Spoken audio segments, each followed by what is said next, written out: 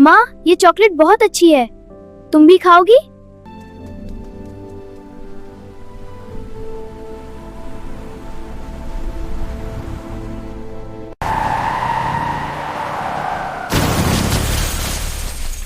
Shh, it's okay. I'm here with you. I know it hurts. Just breathe for me. You're so brave. We'll get through this. I promise. पिछले episode में आपने देखा कि school में विकी ने साहिल को सीढ़ियों से धक्का दे दिया था, जिसकी वजह से साहिल सीधा आयुष के ऊपर जा गिरता है और उन दोनों की किस हो जाती है। उस घटना के बाद साहिल आयुष को इग्नोर करना शुरू कर देता है। स्कूल ख़त्म होने के बाद साहिल घर जा रहा होता है कि तभी एक कार के बिल्कुल करीब से गुजरने के कारण साहिल नीचे गिर जाता है और उसे चोट आ जाती है, जिस पर आयुष उसे हॉस्पिटल ले जाता है। उसके बाद वे दोनों हॉस्पिटल से बाइक पर निकलते हैं और कुछ देर बाद आयुष बाइक रोकता है। जब साहिल नीचे उतरता है तो वो सामने देखकर हैरान रह जाता है। अब आगे माई ब्लू डेस्टिनी एपिसोड 3। सुनसान सड़क पर साहिल और आयुष अपनी बाइक के साथ खड़े थे और साहिल हैरानी से सामने देख रहा था। साहिल देखता है कि वे दोनों शहर के सबसे बड़े और आलीशान विला के सामने खड़े हैं। ये देखकर साहिल सोचता है कि आयुष उसे यहाँ क्यों लेकर आया है।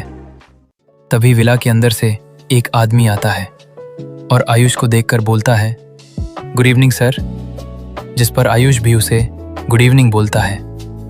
फिर आयुष उस आदमी को बाइक की चाबी देकर कहता है, बाइक को अंदर पार्क कर दो, जिस पर वो कहता है, जी सर। वो आदमी उस विला का वॉचमैन था, जिसका नाम राघव था। साहिल खड़ा होकर उन दोनों को देख ही रहा था कि तभी आयुष साहिल के पास आता है और उससे कहता है, चलो अंदर चलते हैं। आयुष साहिल का एक हाथ अपने कंधे पर रखकर उसे सहारा देता है। यह देखकर साहिल बोलता है, ये तुम क्या कर रहे हो? जिस पर आयुष कहता है, तुम्हारे पैर में चोट लगी है ना, तो तुम्हें सहारा दे रहा हूँ। ये सुनकर साहिल बोलता है, अभी मेरा पैर पहले से ठीक है, मैं अपने आप चल सकता हूँ। जिस पर आयुष अपने चेहरे पर मुस्कान लाकर कहता है, तो ठीक है फिर चलो। ये सुनकर साहिल अपना पैर आगे बढ़ाता है, लेकिन पैर में दर्द अब भी था, जिसकी वजह से वो अपना संतुलन खो देता है और गिरने लगता है। तभी आयुष उसे पकड़ लेता है और मजाकिया अंदाज में कहता है, साहिल, तुम सच में गिरे हुए इंसान हो। मेरा मतलब, तुम हर वक्त गिरते ही क्यों रहते हो? ये कहकर आयुष हंस देता है। ये सुनकर साहिल चिढ़ जाता है और बोलता है, मुझे इतना दर्द हो रहा है और तुम हंस रहे हो। जिस पर आयुष कहता है, मैंने तो पहले ही तुम्हें सहारा देने की कोशिश की थी, लेकिन किसी को मेरी मदद की जरूरत ही नहीं थी। ये सुनकर साहिल को समझ नहीं आ रहा था कि वो क्या कहे और वो अपना मुंह बना लेता है। ये देखकर आयुष मन ही मन हंस देता है। राघव भी वहां खड़ा उन दोनों की बातें सुनकर मन ही मन हंस रहा था। तभी आयुष साहिल को सहारा देते हुए अंदर ले जाने लगता है। चलते चलते साहिल पूछता है, क्या ये विला तुम्हारा है? जिस पर आयुष हाँ में सिर हिला देता है। उसके बाद साहिल फिर पूछता है, तुम मुझे अपने घर क्यों लेकर आए हो? ये सुनकर आयुष कहता है, जब हम हॉस्पिटल के बाहर थे तो बारिश तेज हो गई थी और तूफान भी आने वाला था। वैसे भी तुम्हारा घर हॉस्पिटल से काफी दूर है और मेरा घर पास ही था, तो तुम्हें मैं यहाँ ले आया। ये सुनकर साहिल के चेहरे पर हल्की सी मुस्कान आ जाती है। जैसे ही वे दोनों घर के अंदर आते हैं, साहिल और भी हैरान हो जाता है, क्योंकि आयुष का विला बाहर से जितना खूबसूरत था, अंदर से उससे 100 गुना ज्यादा शानदार था। हॉल में आते हुए साहिल चारों तरफ देखे ही जा रहा था। हॉल में चारों तरफ बड़ी बड़ी और सुंदर पेंटिंग्स लगी हुई थी और हॉल के बीचों बीच एक बड़ा सा फोटो फ्रेम लगा हुआ था, जिसमें एक आदमी सिंहासन पर बैठा था। उसकी गोद में एक लड़का था और पास में एक औरत खड़ी थी। साहिल को फोटो ऐसे देखता हुआ देखकर आयुष उसे बताता है, ये हमारी फैमिली फोटो है। जो बैठे हैं वे मेरे डैड हैं, उनकी गोद में मैं हूँ और पास में जो खड़ी हैं वे मेरी मॉम है। आयुष के ऐसा कहते ही साहिल और भी चौंक जाता है, क्योंकि फोटो फ्रेम में जो औरत खड़ी थी वो कोई और नहीं बल्कि दुनिया की सबसे मशहूर अभिनेत्री महिमा सिन्हा थी। तभी साहिल बोलता है, ये तो। साहिल इतना ही बोल पाया था कि आयुष कहता है, हाँ, ये मशहूर अभिनेत्री महिमा सिन्हा है। तभी साहिल आयुष से कहता है, इनकी तो 8 साल पहले ही कार एक्सीडेंट में मौत हो गई थी।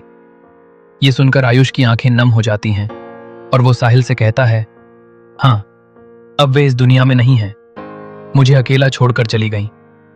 ये कहते हुए आयुष की आंखों में आंसू आ गए थे। ये देखकर साहिल बोलता है, आयुष, सॉरी, मुझे तुमसे ये सब नहीं पूछना चाहिए था। जिस पर आयुष अपने आंसुओं को हाथ से साफ करते हुए बोलता है, अरे नहीं, इसमें तुम्हारी कोई गलती नहीं है। यह सुनकर साहिल आयुष की आंखों में देखता है। तभी आयुष बोलता है, वे जो फोटो में बैठे हैं ना, उनका नाम ईशान सिन्हा है, मेरे पापा। वे एक बिजनेसमैन हैं। आयुष ये सब बता ही रहा था कि तभी वहां एक 40 से 50 साल की उम्र की महिला आती हैं और आयुष से कहती हैं, आयुष बाबा, आप आ गए। जिस पर आयुष मुस्कुराते हुए बोलता है, जी आंटी। तभी वो महिला साहिल को देखकर पूछती हैं, आयुष बाबा, ये कौन है? जिस पर आयुष बोलता है, ये मेरा दोस्त है साहिल। साहिल उन्हें देखते हुए हाथ जोड़कर नमस्ते कहता है। तभी आयुष कहता है, साहिल, ये यहाँ की मेन कुक आंटी येन है, जो बचपन से मेरा ध्यान रखती आ रही हैं। इन्होंने मुझे माँ की कमी कभी महसूस नहीं होने दी। ये सुनकर आंटी येन आयुष के सिर पर प्यार से हाथ फेरती हैं। तभी उन्हें पता चलता है कि आयुष के बाल गीले थे, और सिर्फ बाल ही नहीं, आयुष पूरा भीगा हुआ था। ये देखकर आंटी येन बोलती हैं, ये क्या बाबा, तुम इतने भीग कैसे गए? आयुष बोलता है, वो आंटी, जब हम स्कूल से निकले तब काफी तेज बारिश शुरू हो गई थी। मेरे पास छाता नहीं था और ना ही साहिल के पास, जिस वजह से हम दोनों भीग गए। आंटी येन कहती हैं, तो आयुष बाबा, आप मुझे एक कॉल कर देते, मैं ड्राइवर को कार लेकर भेज देती। देखो, दोनों पूरे भीग गए हो। आयुष बोलता है, हाँ आंटी, सॉरी, लेकिन आगे से पक्का आपको कॉल कर दूंगा। आंटी बोलती हैं, अब आप दोनों रूम में जाकर चेंज कर लो, नहीं तो ठंड लग जाएगी। तब तक मैं डिनर लगाती हूँ। आयुष साहिल की तरफ देखते हुए आंटी से कहता है, साहिल मुझसे भी ज्यादा भीग गया है, तो आप इसके लिए हल्दी वाला दूध बना देना। साहिल बोलता है, आयुष, इन सब की कोई जरूरत नहीं है, मैं ठीक हूं। जिस पर आंटी साहिल से बोलती हैं, ठीक कैसे हो? देखो, तुम्हारा शरीर कांप रहा है, तुम दोनों चेंज कर लो, मैं डिनर लगाती हूँ। ये कहकर आंटी येन किचन की तरफ चली गईं। उनके जाने के बाद आयुष साहिल को अपने रूम में ले जाता है। रूम में आकर साहिल देखता है कि आयुष का कमरा बहुत बड़ा है। एक तरफ उसकी स्टडी टेबल और लैपटॉप वगैरह रखे हैं और दूसरी तरफ एक बड़ा सा किंग साइज बेड।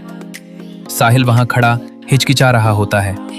तभी आयुष अपनी अलमारी से कुछ कपड़े निकालते हुए साहिल को देता है और बोलता है, साहिल, ये लो कपड़े और चेंज कर लो।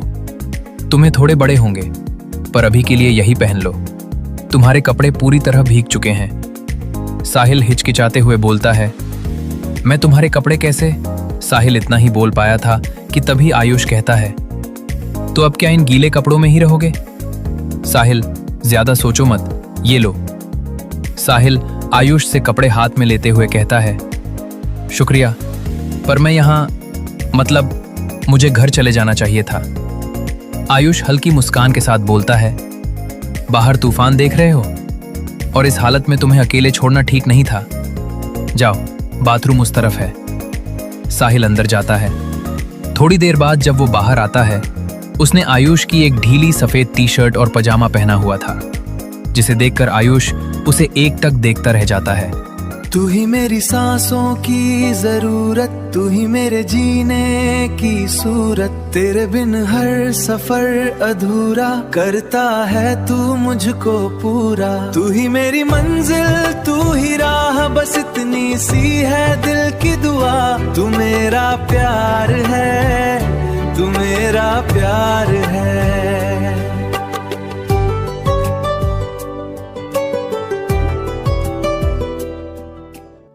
साहिल थोड़ा असहज होकर बोलता है, क्या हुआ? क्या मैं अजीब लग रहा हूं? आयुष थोड़ा हड़बड़ा जाता है और अपनी नजरें फेर लेता है और बोलता है, नहीं, तुम पर यह रंग जच रहा है।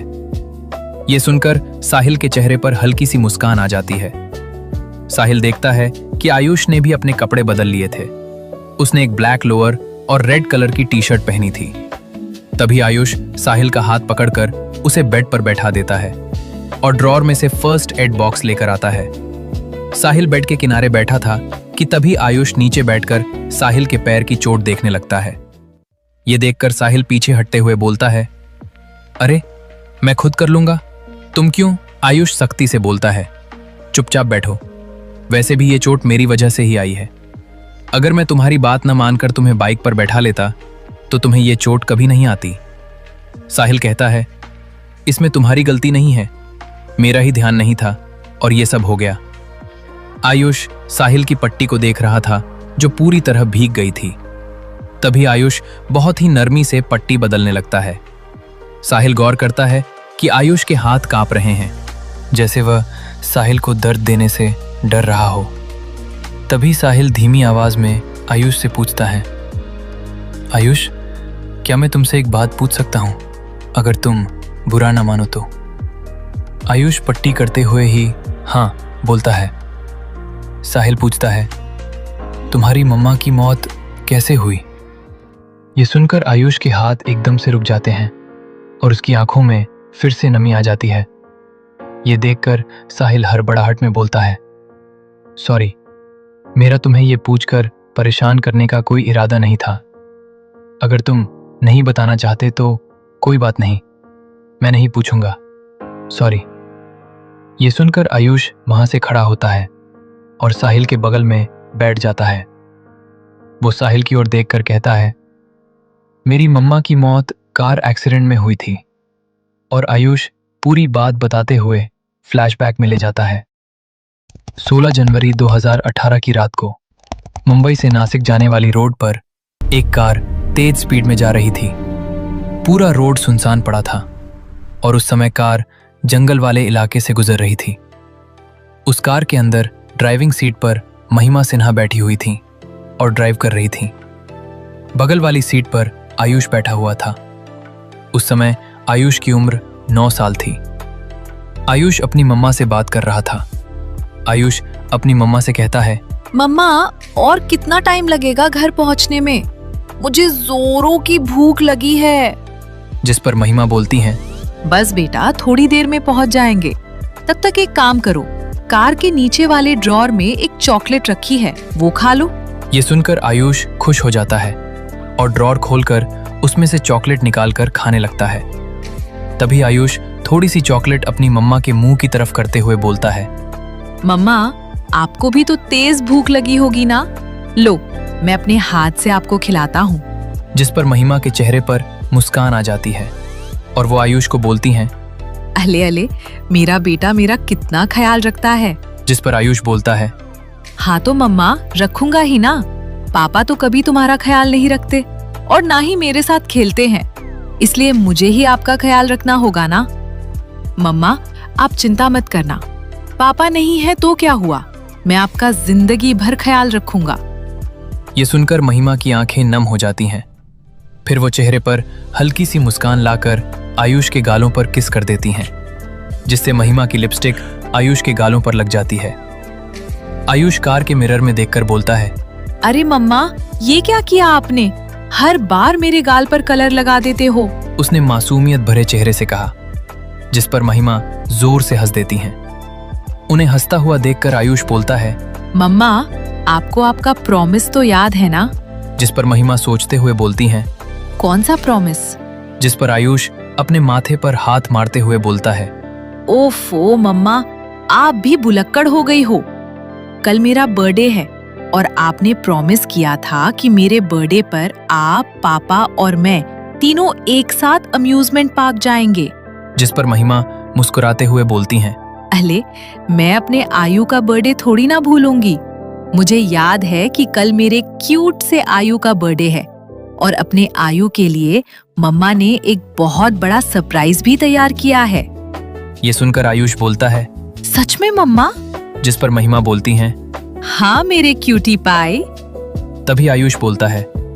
मम्मा, वो सरप्राइज क्या है, मुझे बताओ ना। जिस पर महिमा हंसते हुए बोलती हैं। अरे स्टूपिड बेबी, सरप्राइज है। अगर बता दिया तो सरप्राइज कैसा? कल तुम्हें अपने आप पता चल जाएगा।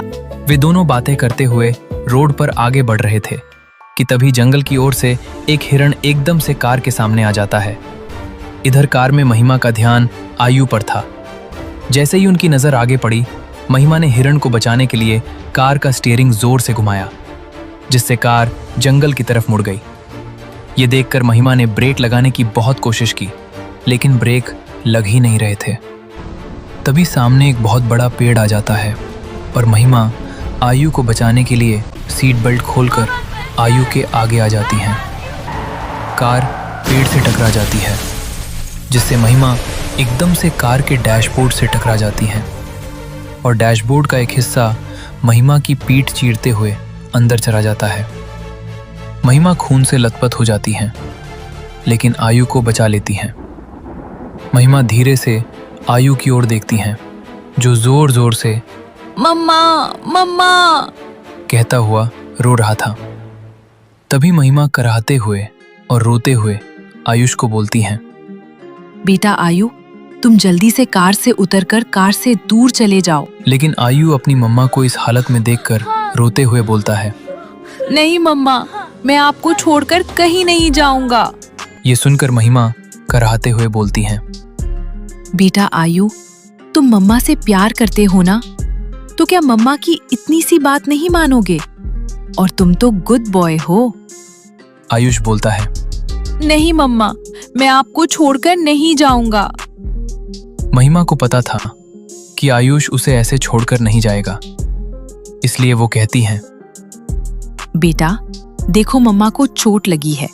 तुम कार से उतरकर जाओ और किसी को बुलाकर लाओ जो मम्मा की हेल्प कर सके।